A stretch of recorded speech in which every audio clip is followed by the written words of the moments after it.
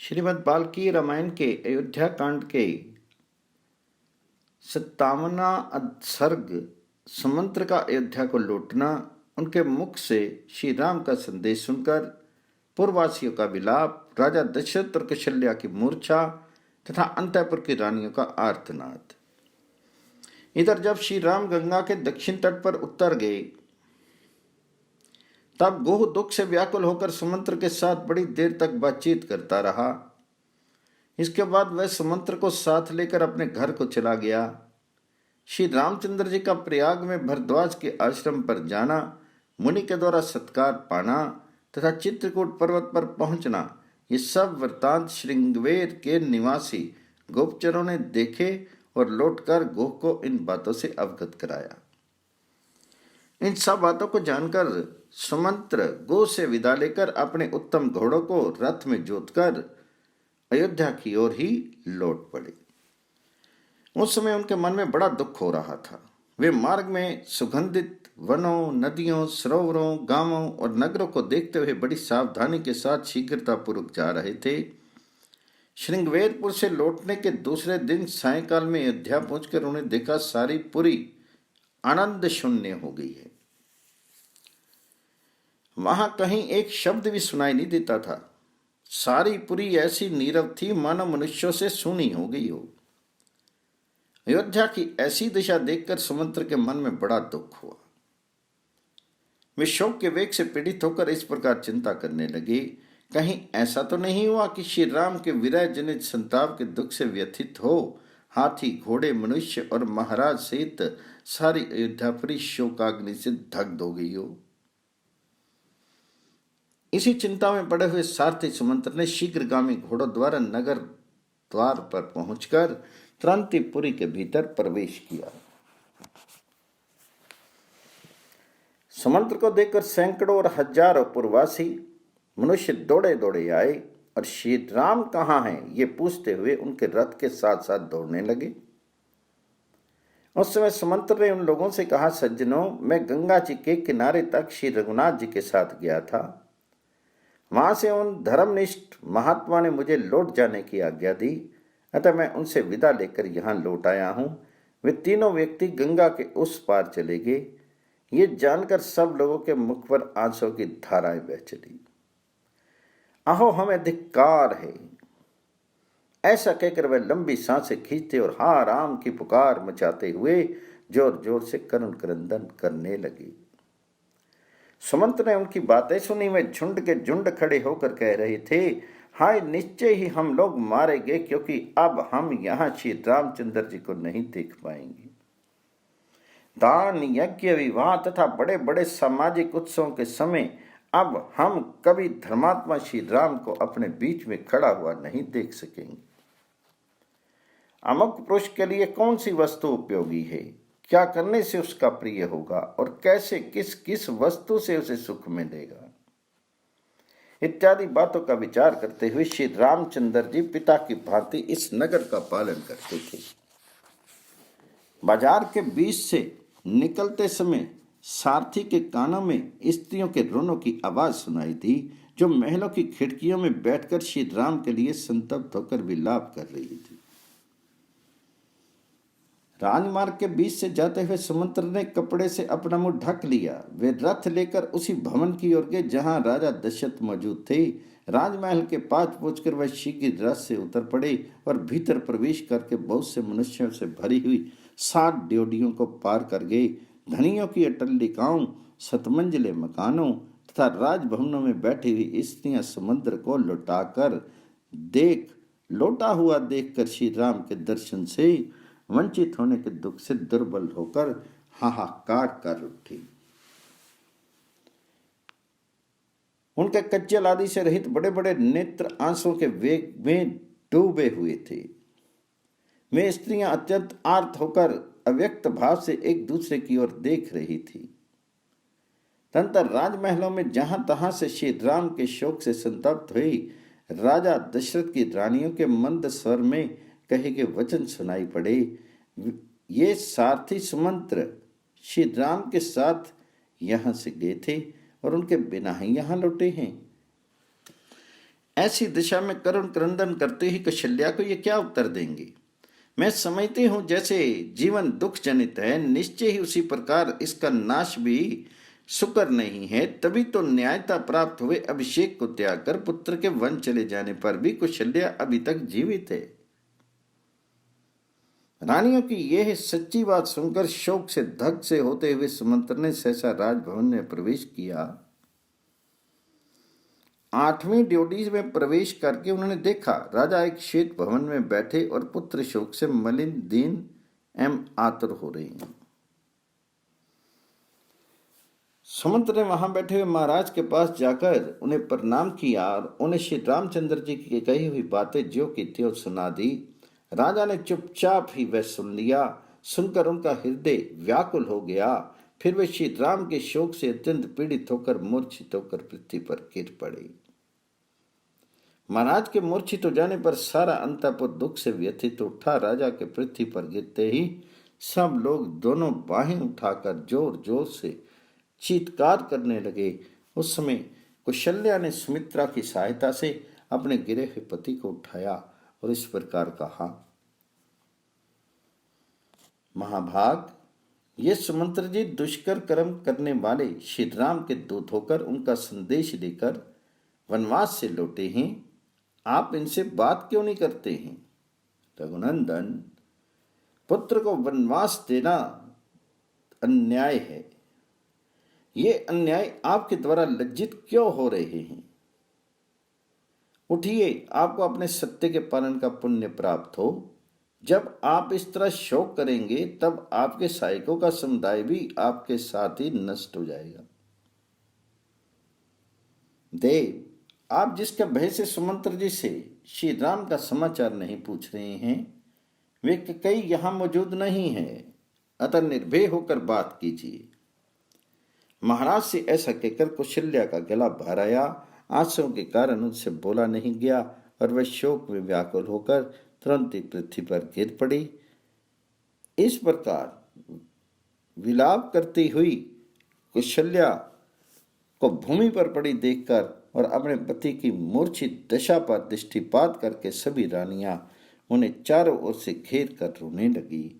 अंतःपुर में उठे हुए उस आर्तनाद को देख सुनकर नगर के बूढ़े और जवान पुरुष रो पड़े। सारी स्त्रियां भी रोने लगी। वह सारा नगर उस समय सब ओर से पुनः शोक से व्याकुल हो उठा। इस प्रकार श्री वाल्मीकि निर्मित आर्ष रामायण आदि काव्य के अयोध्या कांड में 57वां सर्ग पूर्ण हुआ। 58वां सर्ग में महाराज दशरथ की आज्ञा से सुमंत्र का श्री राम और लक्ष्मण के संदेश सुनाना। मूर्छा दूर होने पर जब राजा को चेत हुआ तब सुस्थिर चित्त होकर उन्होंने श्री राम का वृत्तांत सुनने के लिए सारथी सुमंत्र को सामने बुलाया। उससे सुमंत्र श्री राम के ही शोक और चिंता में निरंतर डूबे रहने वाले दुख शोक से व्याकुल महाराज दशरथ के पास हाथ जोड़कर खड़े हो गए। जैसे जंगल से तुरंत पकड़कर लाया हुआ हाथी अपने योधपति गजराज का चिंतन करके लंबी सांस खींचता और अत्यंत संतप्त तथा अस्वस्थ हो जाता है, उसी प्रकार बूढ़े राजा दशरथ श्री राम के लिए अत्यंत संतप्त हो लंबी सांस खींचकर उन्हीं का ध्यान करते हुए अस्वस्थ से हो गए थे। राजा ने देखा सारथी का सारा शरीर धूल से भर गया है। यह सामने खड़ा है, इसके मुख पर आंसू की धारा बह रही है और यह अत्यंत दीन दिखाई देता है। उस अवस्था में राजा ने अत्यंत आर्त होकर उससे पूछा, सोत, धर्मात्मा श्री राम वृक्ष की जड़ का सहारा ले कहां निवास करेंगे? जो अत्यंत सुख में पले थे, वे मेरे लाडले राम वहां क्या खाएंगे? सुमंत्र, जो दुख भोगने के योग्य नहीं हैं, उन्हीं श्री राम को भारी दुख प्राप्त हुआ है। जो राजोचित शैया पर शयन करने योग्य हैं, वे राजकुमार श्री राम अनाथ की भांति भूमि पर कैसे सोते होंगे?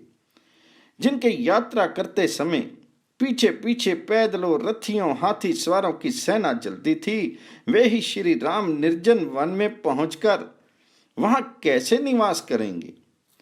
जहां अजगर और व्याघ्र, सिंह आदि हिंसक पशु विचरते हैं, तथा काले सर्प जिनका सेवन करते हैं।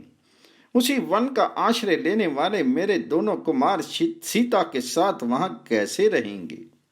सुमंत्र, परम सुकुमारी तपस्विनी सीता के साथ वे दोनों राजकुमार श्री राम और लक्ष्मण रथ से उतरकर पैदल कैसे गए होंगे? सारथी, तुम कृतकृत्य हो गए, क्योंकि जैसे दोनों अश्विनी कुमार मंदराचल के वन में जाते हैं, उसी प्रकार वन के भीतर प्रवेश करते हुए मेरे दोनों पुत्रों को तुमने अपनी आंखों से देखा है। सुमंत्र, वन में पहुंचकर श्री राम ने तुमसे क्या कहा? लक्ष्मण ने भी क्या कहा? तथा मिथिलेश कुमारी सीता ने क्या संदेश दिया?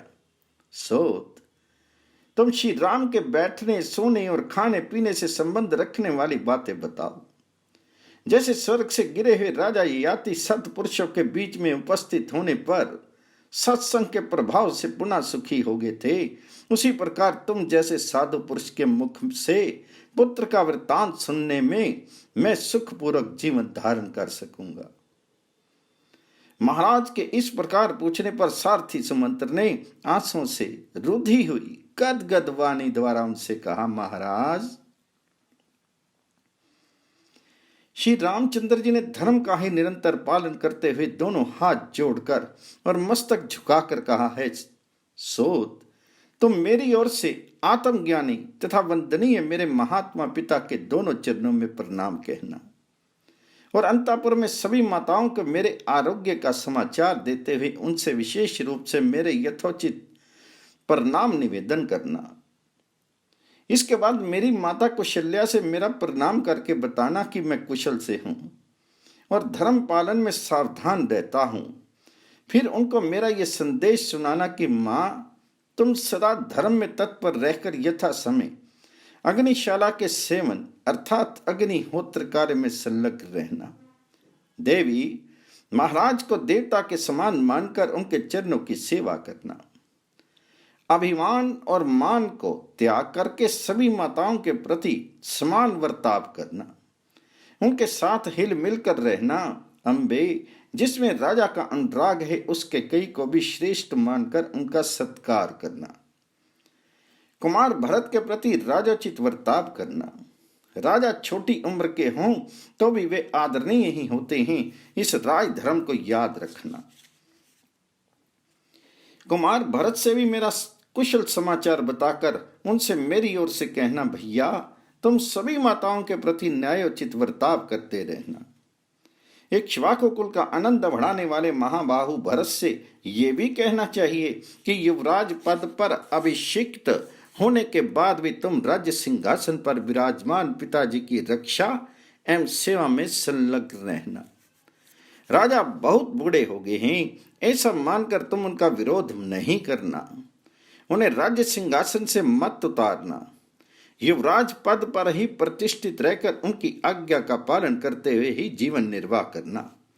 फिर उन्होंने नेत्रों से बहुत आंसू बहाते हुए मुझसे भरत से कहने के लिए ही ये संदेश दिया, भरत, मेरी पुत्र वत्सला माता को अपनी ही माता के समान समझना। मुझसे इतना ही कहकर महाबाहु महायशस्वी कमलनयन श्री राम बड़े वेग से आंसुओं की वर्षा करने लगे।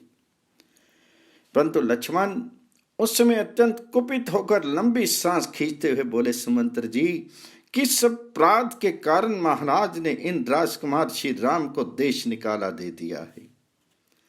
राजा ने कैकेयी का आदेश सुनकर छठ से उसे पूर्ण करने की प्रतिज्ञा कर ली। उनका ये कार्य उचित हो या अनुचित, परंतु हम लोगों को उसके कारण कष्ट भोगना ही पड़ता है। श्री राम को वनवास देना कैकेयी के लोभ के कारण हुआ हो अथवा राजा के दिए हुए वरदान के कारण, मेरी दृष्टि में यह सर्वथा पाप ही किया गया है। ये श्री राम को वनवास देने का कार्य राजा की स्वेच्छाचारिता के कारण किया गया हो अथवा ईश्वर की प्रेरणा से, परंतु मुझे श्री राम के परित्याग का कोई समुचित कारण नहीं दिखाई देता है।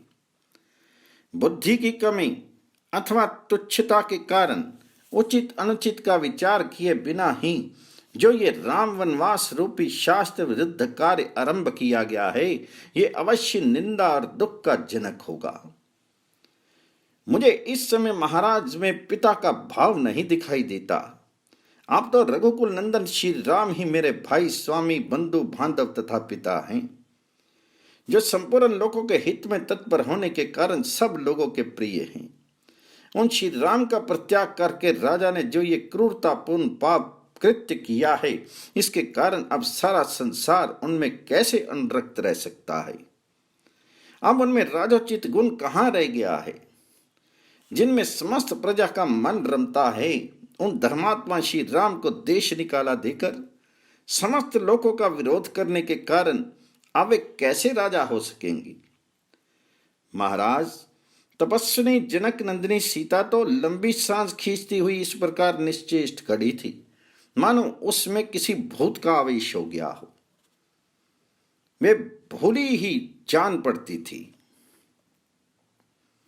उन यशस्विनी राजकुमारी ने पहले कभी ऐसा संकट नहीं देखा था। वे पति के ही दुख से दुखी होकर रो रही थी। उसने मुझसे कुछ भी नहीं कहा। मुझे इधर आने के लिए उद्यत देख वे सूखे मुंह से पति की ओर देखती हुई सहसा आंसू बहाने लगी थी। इसी प्रकार लक्ष्मण की भुजाओं से सुरक्षित श्री राम का उस समय हाथ जोड़े खड़े थे। उनके मुख पर आंसुओं की धारा बह रही थी। मनस्विनी सीता भी रोती हुई कभी आपके इस रथ की ओर देखती थी और कभी मेरी ओर। इस प्रकार श्री वाल्मीकि निर्मित आर्ष रामायण आदि काव्य के अयोध्या कांड में 58वां सर्ग पूर्ण हुआ। 59वां सर्ग सुमंत्र द्वारा श्री राम के शोक से जड़ चेतन एवं अयोध्यापुरी की दुर्अवस्था का वर्णन तथा राजा दशरथ का विलाप। सुमंत्र ने कहा,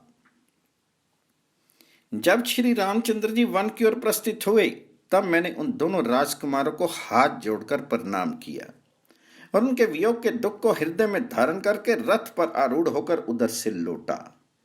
लौटते समय मेरे घोड़े नेत्रों से गर्म गर्म आंसू बहाने लगे। रास्ता चलने में उनका मन नहीं लगता था। मैं गुह के साथ कई दिनों तक वहां इस आशा से ठहरा रहा कि संभव है श्री राम फिर मुझे बुला ले। महाराज, आपके राज्य में वृक्ष भी इस महान संकट से कृशकाय हो गए हैं। फूल, अंकुर और कलियों सहित मुरझा गए हैं। नदियों, छोटे जलाशयों तथा बड़े सरोवरों के जल गर्म हो गए हैं। वनों और उपवनों के पत्ते सूख गए हैं। वन के जीव जंतु आहार के लिए भी कहीं नहीं जाते हैं। अजगर आदि सर्प भी जहां के तहां पड़े हैं, आगे नहीं बढ़ते हैं। श्री राम के शोक से पीड़ित हुआ वे सारा वन नीरव सा हो गया है। नदियों के जल मलिन हो गए हैं। उनमें फैले हुए कमलों के पत्ते गल गए हैं। सरोवरों के कमल भी सूख गए हैं।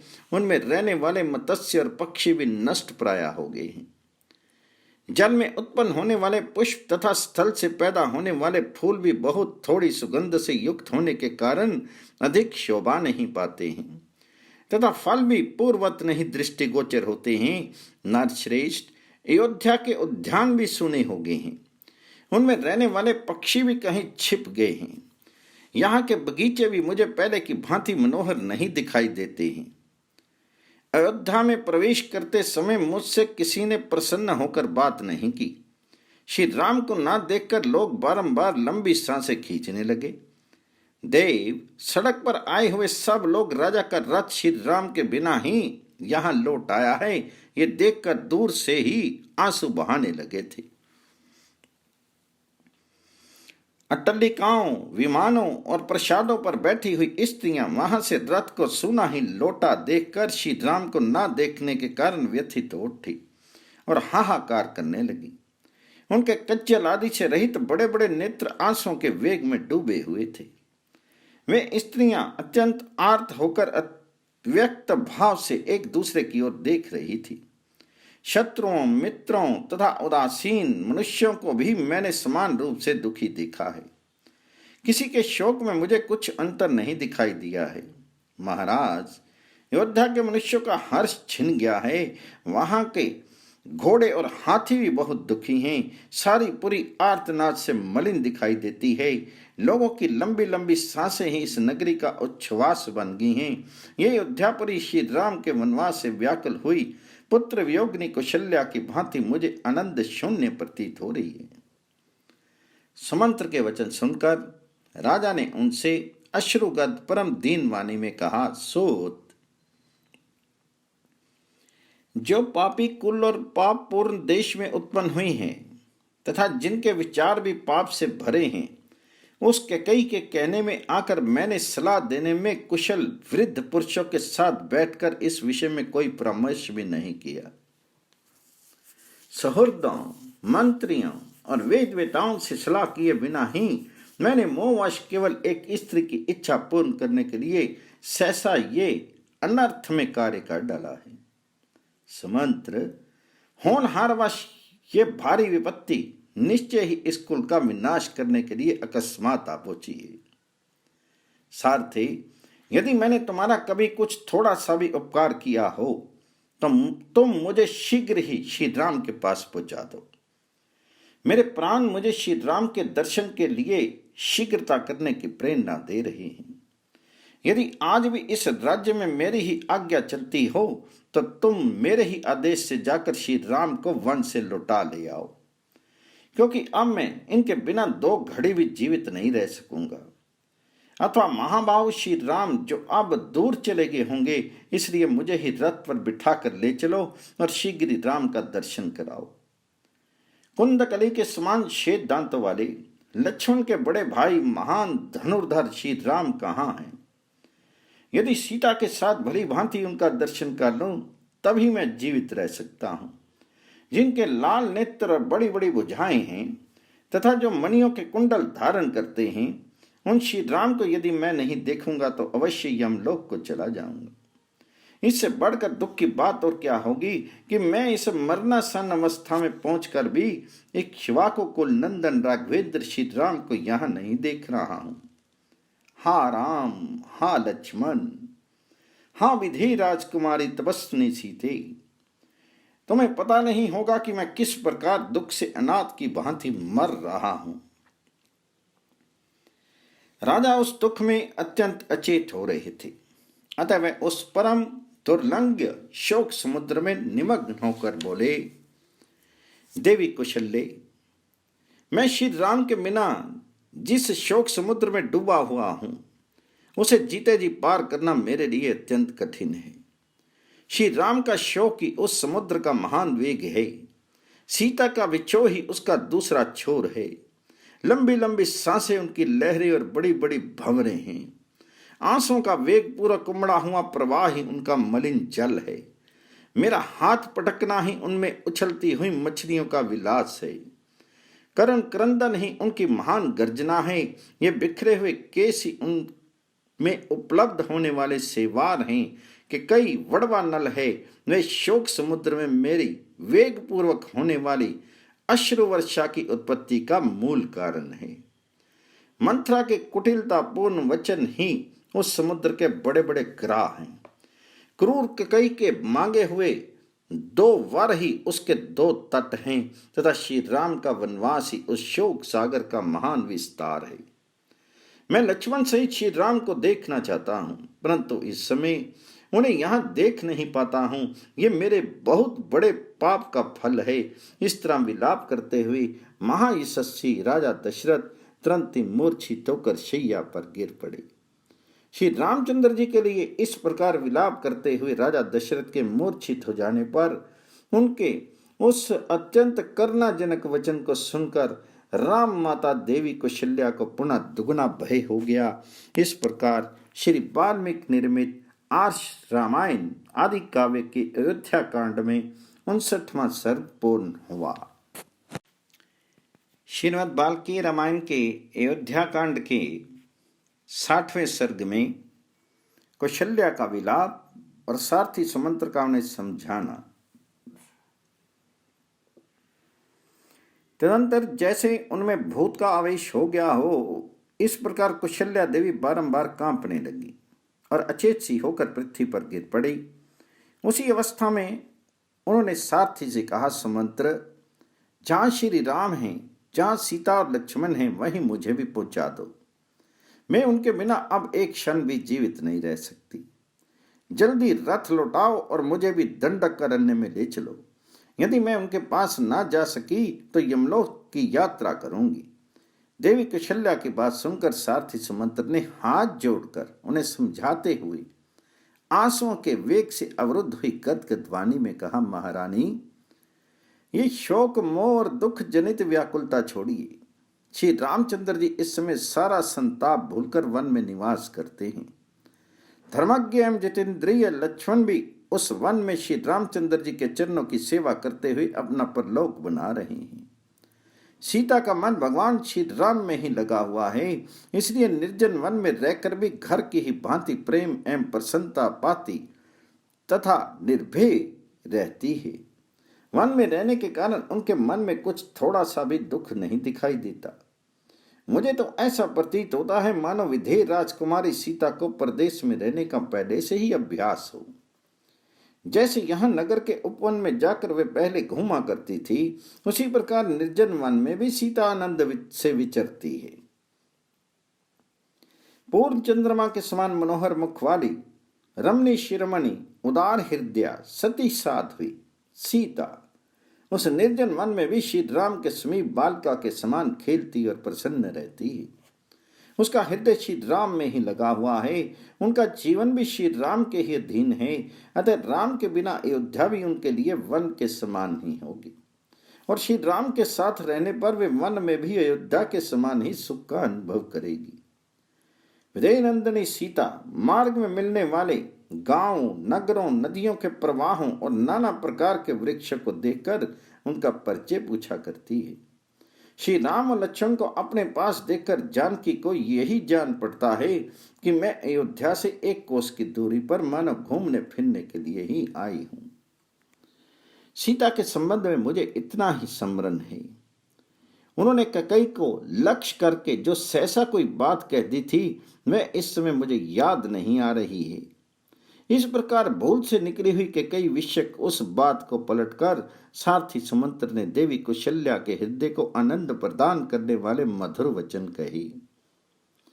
मार्ग में चलने की थकावट, वायु के वेग, भयदायक वस्तुओं को देखने के कारण होने वाली घबराहट तथा धूप से भी विधेय राजकुमारी को चंद्र किरणों के समान कमनीय कांति उनसे दूर नहीं होती है।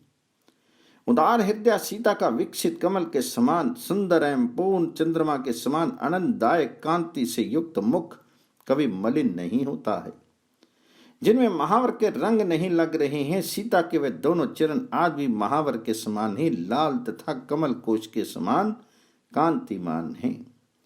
श्री रामचंद्र जी के प्रति अनुराग के कारण उन्हीं की प्रसन्नता के लिए जिन्होंने आभूषणों का परित्याग नहीं किया है, वे विधेय राजकुमारी भामनी सीता इस समय भी अपने नपुरों की झंकार से हंसों के कलनाद का तिरस्कार सा करती ही लीला विलास युक्त गति से चलती हैं।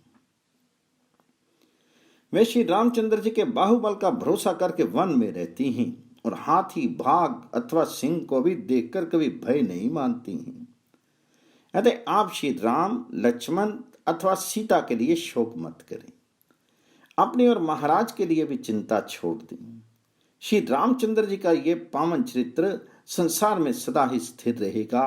वे तीनों ही शोक छोड़कर प्रसन्नचित होकर महर्षियों के मार्ग पर दृढ़ता पूर्वक स्थित हैं और वन में रहकर फल मूल का भोजन करते हुए पिता की उत्तम प्रतिज्ञा का पालन कर रहे हैं। इस प्रकार युक्ति युक्त वचन कहकर सारथी सुमंत्र ने पुत्र शोक से पीड़ित हुई कौशल्या को चिंता करने और रोने से रोका, तो भी देवी कौशल्या विलाप से विरत नहीं हुई।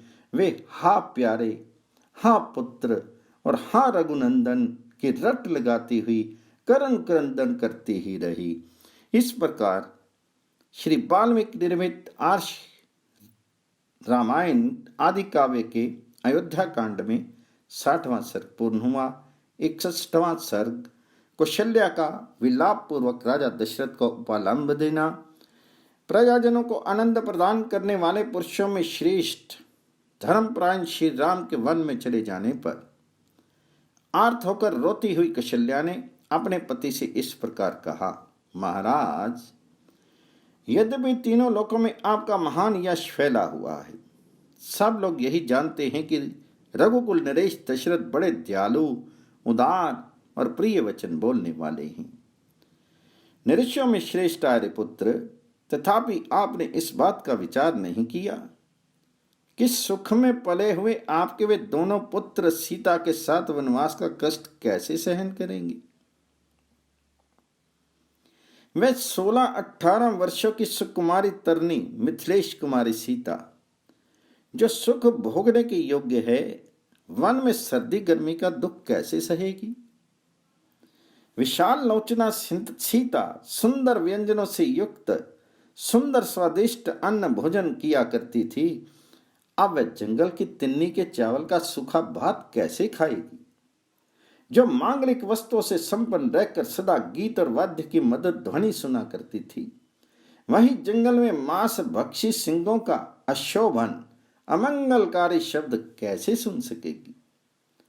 जो इंद्रध्वज के समान समस्त लोगों के लिए उत्सव प्रदान करने वाले थे, वे महाबली महाबाहु श्री राम अपनी परिख जैसी मोटी बाह का तकिया लगाकर कहां सोते होंगे। जिसकी कांति कमल के समान है, जिसके ऊपर सुंदर केश शोभा पाते हैं, जिनकी प्रत्येक सांस से कमल किसी सुगंध निकलती है, तथा जिसमें विकसित कमल के सदृश सुंदर नेत्र शोभित होते हैं, श्री राम के उस मनोहर मुख को मैं कब देखूंगी। मेरा हृदय निश्चय ही लोहे का बना हुआ है, इसमें संशय नहीं है, क्योंकि श्री राम को ना देखने पर भी मेरे इस हृदय के शस्त्र और टुकड़े नहीं हो जाते हैं।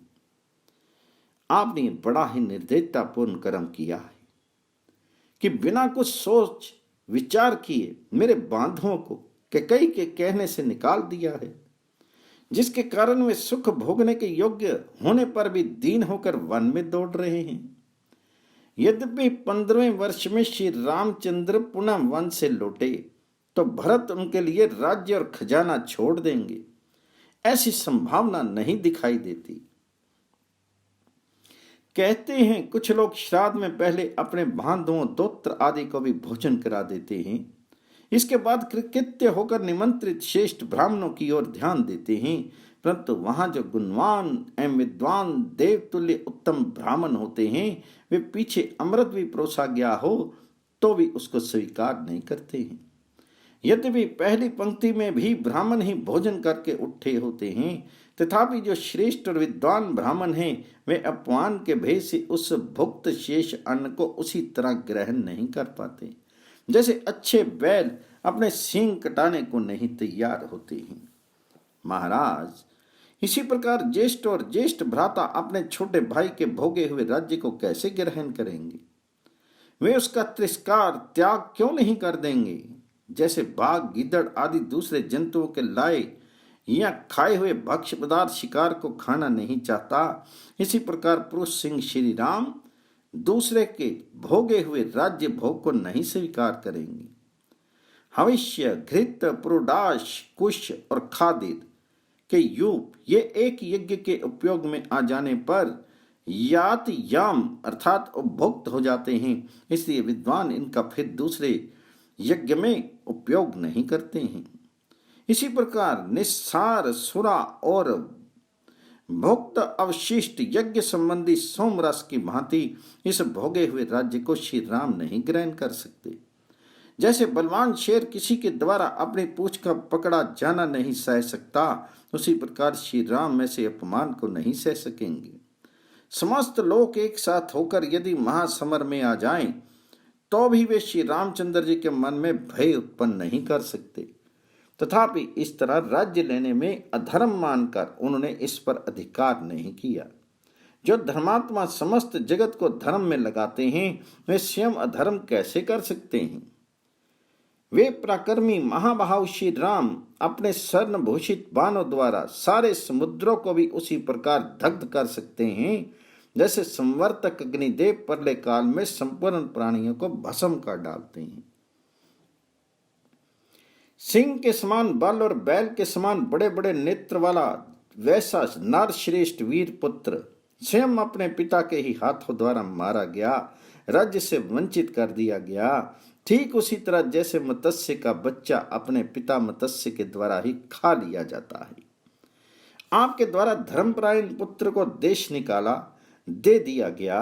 अतः ये प्रश्न उठता है कि सनातन ऋषियों ने वेद में जिसका साक्षात्कार किया है तथा श्रेष्ठ द्विज जिसे अपने आचरण में लाए हैं, वह धर्म आपकी दृष्टि में सत्य है या नहीं?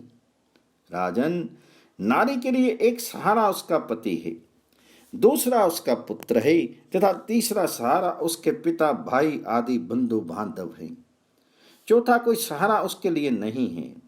इन सहारों में से आप तो मेरे है ही नहीं, क्योंकि आप सोत के अधीन हैं। दूसरा सहारा श्री राम है जो वन में भेज दिए गए और बंधु बांधव भी दूर हैं। अब तीसरा सहारा भी नहीं रहा।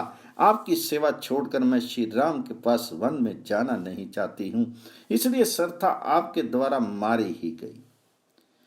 आपने श्री राम को वन में भेजकर इस राष्ट्र का तथा आसपास के अन्य राज्यों का भी नाश कर डाला, मंत्रियों सहित सारी प्रजा का वध कर डाला। आपके द्वारा पुत्र सहित मैं भी मारी गई और इस नगर के निवासी भी नष्ट प्राय हो गए। केवल आपके पुत्र भरत और पत्नी के कई दो ही प्रसन्न हुए हैं। कौशल्या की ये कठोर शब्दों से युक्त वाणी सुनकर राजा दशरथ को बड़ा दुख हुआ। वे हाँ राम कहकर मूर्छित हो गए। राजा शोक में डूब गए। फिर उसी समय उन्हें अपने एक पुराने दुष्कर्म का स्मरण हुआ जिसके कारण उन्हें ये दुख प्राप्त हुआ था। इस प्रकार श्री वाल्मीकि निर्मित आर्ष रामायण आदि काव्य के अयोध्या कांड में 61वां सर्ग पूर्ण हुआ। 62वां सर्ग दुखी हुए राजा दशरथ का कौशल्या को हाथ जोड़कर मनाना और कौशल्या का उनके चरणों में पड़कर क्षमा मांगना। शोकमग्न होकर कुपित हुई श्री राम माता कौशल्या ने जब राजा दशरथ को इस प्रकार कठोर वचन सुनाया तब वे दुखित होकर बड़ी चिंता में पड़ गई। चिंतित होने के कारण राजा की सारी इंद्रियां मोह से आच्छन्न हो गई। तदंतर दीर्घ काल के पश्चात शत्रुओं को संताप देने वाले राजा दशरथ को चेत हुआ। होश में आने पर उन्होंने गरम गरम लंबी सांस ली और कौशल्या को बगल में बैठी हुई देखकर वे फिर चिंता में पड़ गए। चिंता में पड़े पड़े ही उन्हें अपने एक दुष्कर्म का स्मरण हुआ जो इस शब्द भेदी बाण चलाने वाले नरेश के द्वारा पहले अनजान में बन गया था। उस शोक से तथा श्री राम के शोक से भी राजा के मन में बड़ी वेदना हुई। उन दोनों ही शोकों से महाराज संतप्त होने लगे।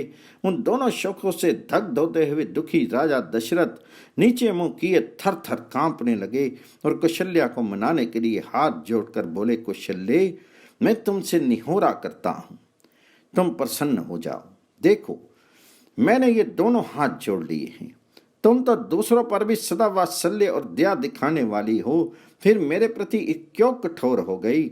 देवी, पति गुणवान हो या गुणहीन, धर्म का विचार करने वाली सती नारियों के लिए वे प्रत्यक्ष देवता है। तुम तो सदा धर्म में तत्पर रहने वाली और लोक में भले बुरे को समझने वाली हो। यद्यपि तुम भी दुखित हो तथापि मैं भी महान दुख में पड़ा हुआ हूँ। अतः तुम्हें मुझसे कठोर वचन नहीं कहना चाहिए। दुखी हुए राजा दशरथ के मुख से कहे गए उस करुणाजनक वचन को सुनकर कौशल्या अपने नेत्रों से आंसू बहाने लगी, मानो छत की नाली से नूतन वर्षा का जल गिर रहा हो।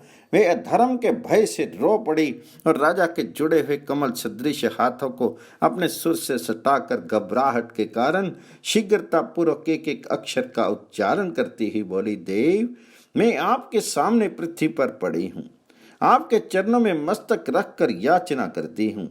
आप प्रसन्न हो। यदि आपने उल्टे मुख से ही याचना की तब तो मैं मारी गई। मुझसे अपराध हुआ हो तो भी मैं आपसे क्षमा पाने के योग्य हूँ, पर हार पाने के लिए नहीं।